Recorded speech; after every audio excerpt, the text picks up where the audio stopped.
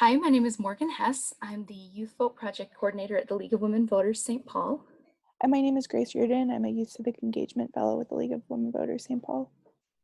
And this is the second in a series of 3 videos about the voter registration process in Minnesota. This one here concerns the process of requesting an absentee ballot. So if you want to request an absentee ballot in Minnesota, the first thing you want to do is navigate to the Secretary of State's website.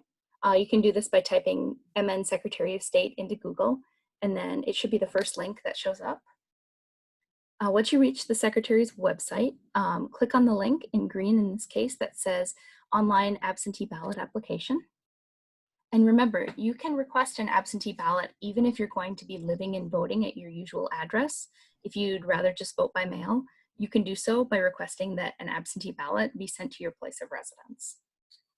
Also, in order to complete this form online, you're going to need a Minnesota driver's license or state ID, or the last 4 digits of your social security number.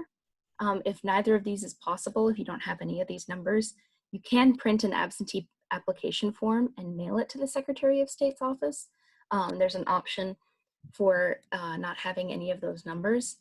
They will then come back and get in touch with you and figure out how to get you registered. Those forms can be found on this page. Finally, if you're an active duty military or if you're living overseas, you'll need to complete a different form, which is also found on this page. So the absentee ballot application starts by asking you to select your county. If you aren't sure which county you live in, you can find this out with a quick Google search. After this, you should select your city, state, and zip code, just like so. And then specify which election you'd like the absentee ballot for. Note that there will likely be an option to select all of the upcoming elections as there was there. Click continue to go to the next page. Now you'll need to enter your personal information, starting with your name and date of birth. For our purposes, all the information entered here will be fictional.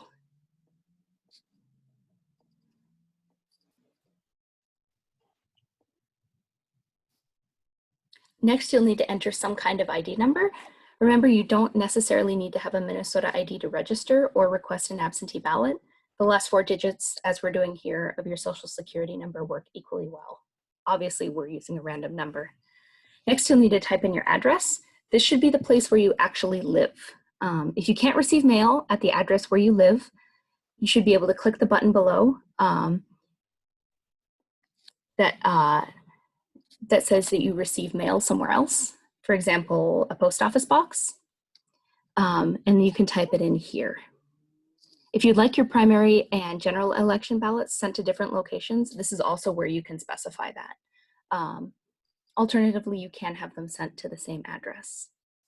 The last information you'll need to enter will be an email, and if you like, you can also enter a phone number, but it's not required. If you don't have an email, your best bet is to just create one, a free Gmail account, gmail.com, or additionally to print off an absentee form and mail it in, just as we discussed earlier. And then you'll need to submit the form. To do that, you just need to check the box at the bottom of the page and type in your signature.